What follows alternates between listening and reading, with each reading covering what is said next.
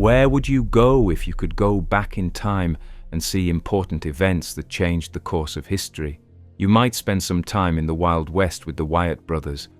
Or why not go to Paris in the 1920s and meet Pablo Picasso, F. Scott Fitzgerald, and Ernest Hemingway?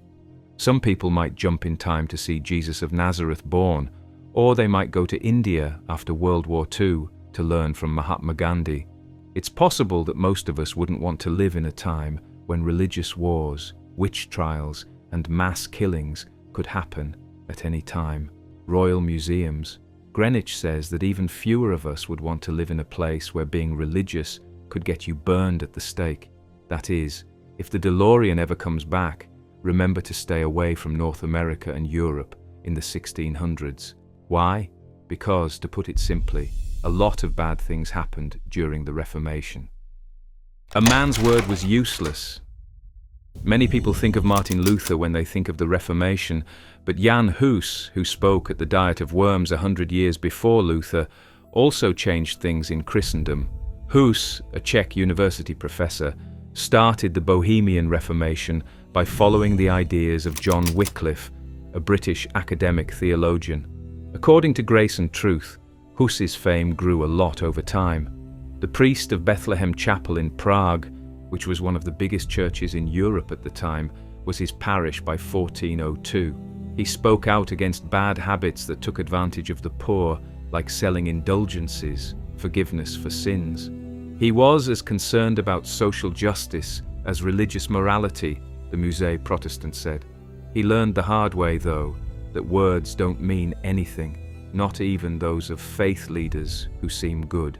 According to Britannica, the controversial reformer who had been banished was given permission to visit the Council of Constance in 1415. He and other religious leaders would meet there to talk about a split in the Pope's authority and his reformed beliefs, as well as Wycliffe's. In spite of these written promises of safety from Emperor Sigismund, Hus was put on trial as a heretic. He was put in jail and then burned at the stake. But Hus's enemies weren't done yet. They picked through the pyre's remains to find Hus's ashes, which they then dumped into the lake. That is, he wasn't allowed to be buried in a holy place. Crusades could be launched anywhere. For most people, the word crusade means the time when Christians tried to take Jerusalem from the Muslims. According to Britannica, the Pope could start a war against anyone who didn't agree with the church's religious leaders. The Hussites of Bohemia wouldn't vote for a Catholic king or queen after Hus died. Because of this, the Vatican became aware of them. As a result, 5 Pope Crusades were launched against them from 1420 to 1431. The Hussites, as they were called, easily fought off the Catholic troops because they were furious that their beloved leader had been killed, his books had been burned, and he had not been buried properly. Musée Protestant says that they also killed important Catholic figures by throwing them out of windows. Hussite troops kept the area in chaos for decades by using new weapons like hand cannons and wagon forts in which they could hold weapons. There was a storm within the Reformed faith between mild Hussites, Ultraquists, and more extreme groups, such as the Taborites. Extremists within the Hussite groups kept getting stronger, so moderate Ultraquists finally joined forces with the Roman Catholics. The moderates were free to practice their religious variant as long as they helped kill off the craziest members of their group. Populations were forced to convert. The Hussites learned the hard way that it only took one loss to force people to convert, even though they fought off 5 crusades over the course of twice as many years via Warfare History Network. The Battle of the White Mountain was the start of the 30 Years' War, and a lot was at stake. Protestants in Bohemia fought against Catholics from southern Europe for rule of Bohemia. The Protestants would lose the fight in just 2 hours, but it would be a crushing defeat for them, the world of the Habsburgs. After that, 27 Protestant leaders were put to death, and the Bohemian estates lost their power. During the hundreds of years of authoritarian rule, they were forced to become Catholic, their leaders were put to death, and they lost all of their political power, according to Marie Elizabeth Ducreux's review of Converting Bohemia, Force and Persuasion in the Catholic Reformation. In the re-Catholicization of Bohemia, there was a strong focus on orthopraxy, right doing, over orthodoxy, right views, which made many people unhappy. Even so, the area would have to go through hundreds of years of oppression. Church forgives fat cat sinners. Before the Reformation, there was a lot of dishonesty in the Roman Catholic Church. The leaders of the church did everything possible to keep regular people from knowing the Bible. They also had amazing control over life and death, heaven and hell. The church had power over almost every part of life through the 7 sacraments. St. Anthony of Padua said that these were the sacraments: baptism, confirmation, the Eucharist, reconciliation, anointing of the sick, marriage, and holy orders. One thing that finally broke the camel's back, though, was the sale of indulgences, which are forgiveness for sins. To put it another way, money was important when it came to getting into heaven, no matter how bad the person was. That's what the church said anyway. Thought Co. explains, buy an indulgence for a loved one, and they would go to heaven and not burn in hell. Buy an indulgence for yourself, and you needn't worry about that pesky affair you'd been having. It's interesting that the New York Times revealed in 2009 that the Catholic Church was giving out indulgences again. There are many bad things that people do today. How much does it cost to hide them? The church doesn't charge money for these blessings. Instead, they require certain prayers, devotions, and pilgrimages. Religious tolerance proved non-existent. Martin Luther famously nailed his 95 Theses to the doors of a church in Wittenberg in 1517. This started the Protestant Reformation, also known as the Lutheran Reformation.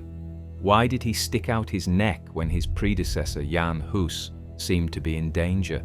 Because he didn't like it when church leaders tried to take the German peasants' hard-earned pocket money. When Martin Luther spoke out against the corruption in the church, he risked being kicked out of the church and possibly being burned to death at the stake. In 1521, being called to the Diet of Worms seemed to seal the deal. Still, Luther bravely went before the council, ready to face whatever punishment came with his religious beliefs. He stayed stubborn the whole time, and at the end of his famous speech he said, "Here I stand. I can do no other. God help me. Amen." Luther was protected by the local German Lord Frederick the Wise, but he still had to leave Germany. He went to Wartburg Castle and changed his name to Junker Jörg, while his beard and hair got longer. During this time, he worked hard to translate parts of the Bible. Holy wars and bloodshed rocked the continent. During the Protestant Reformation and the Roman Catholic Counter-Reformation, Europe's major political powers fought a bloody war for more than 100 years.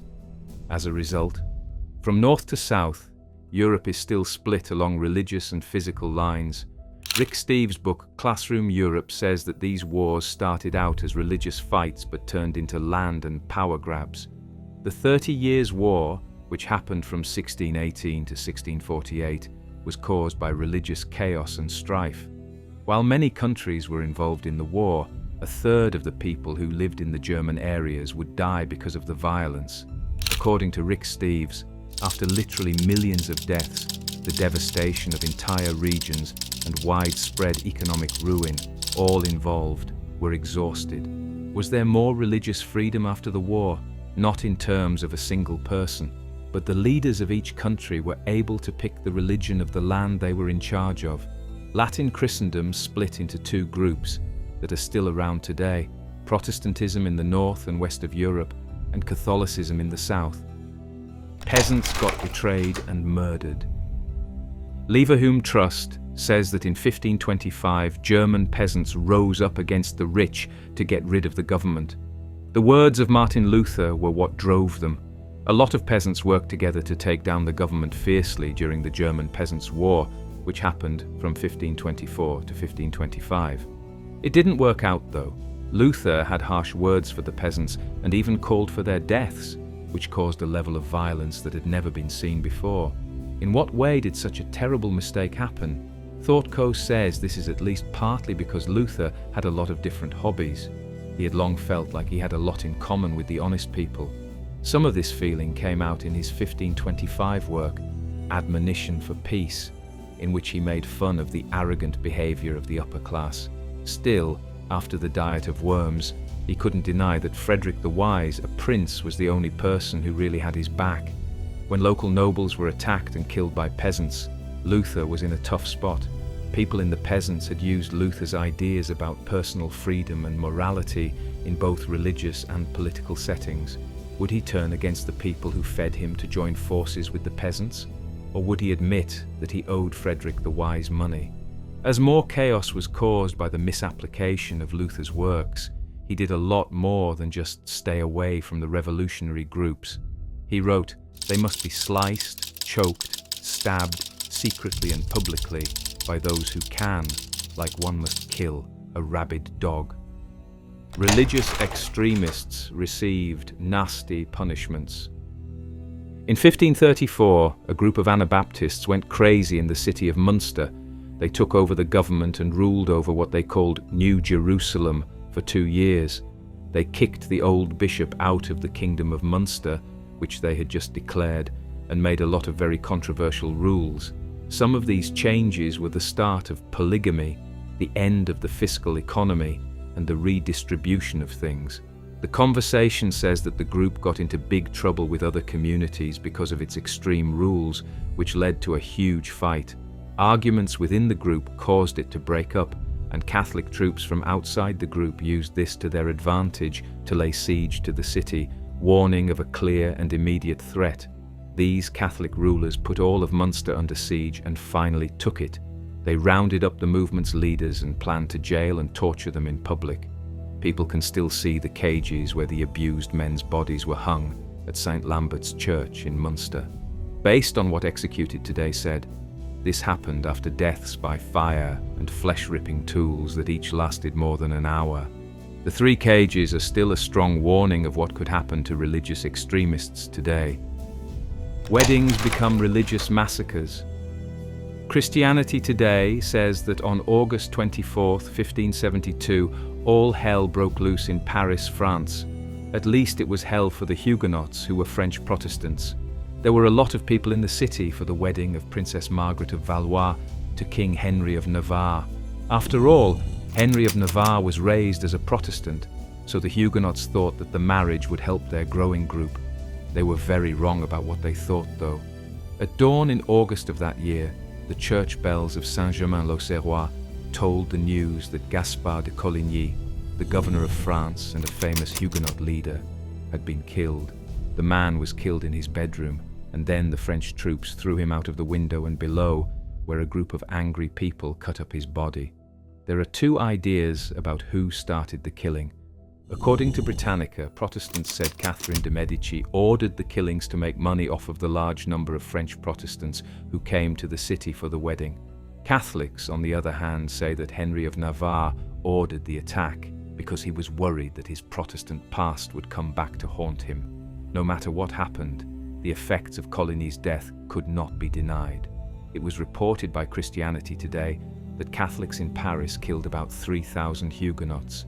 Also, researchers think that about 8,000 people were killed in other places in the weeks that followed. History says that many Huguenots had to leave France for other parts of Europe after the terrible event known as the St. Bartholomew's Day Massacre. Bartholomew Day Massacre.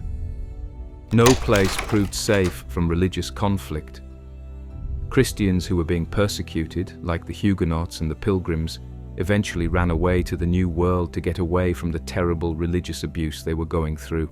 History.com says that before making this bold trip, groups like the Puritans, the Ranters, and the Anabaptists ran away to the Dutch Netherlands.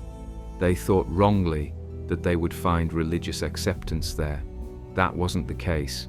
As time went on, these groups spread out across the New World, setting up their own colonies where they could easily practice their religions. Their presence had a big effect on the place where they moved to. Totally History reports that the Reformation not only drove people to found America, but it also helped to establish the Constitution, which is the living document that governs the United States. Small Planet Communications says that Catholic countries like Spain also fought hard to get a foothold in the New World. Not only did they see clear business reasons to take over the Americas, but they also saw chances to increase their numbers by converting the native peoples.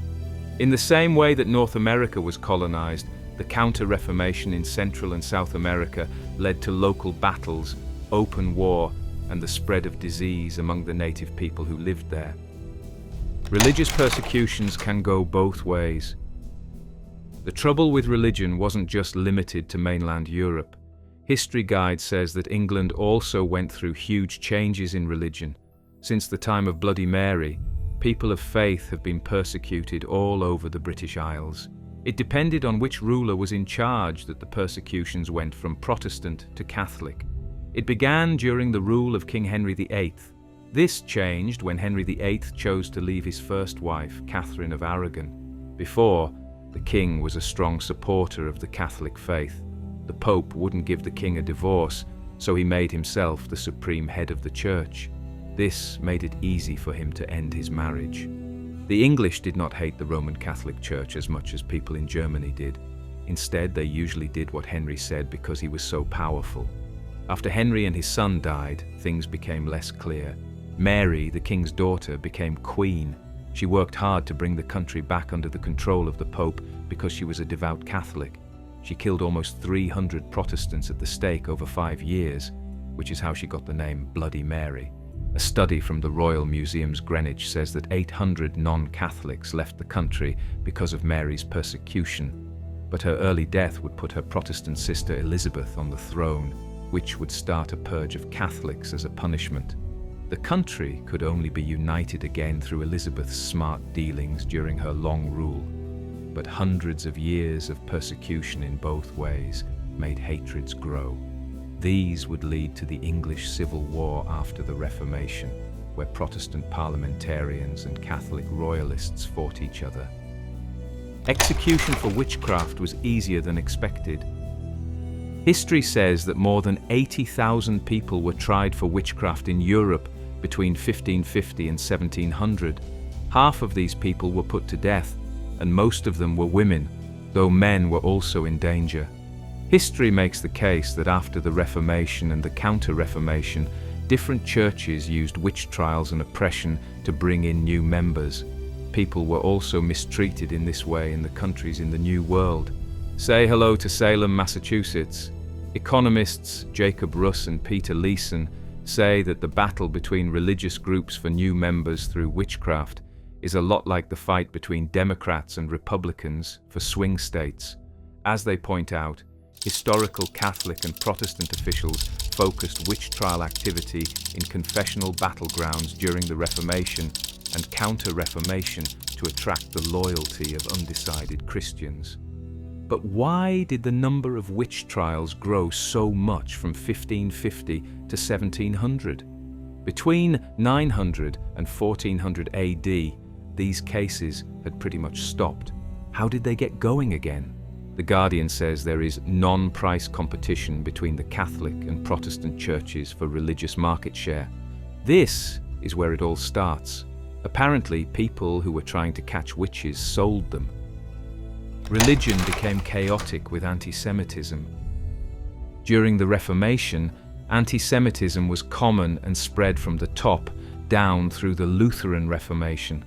Martin Luther had a good image for making important steps toward religious freedom, but he didn't show the same tolerance for Jews. Some experts have even called the reformer a rabid anti-Semite.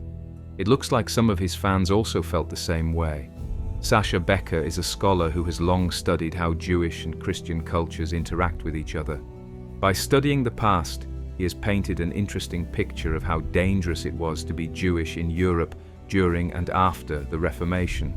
Records show that there are more Jews in Catholic places than in non-Catholic areas.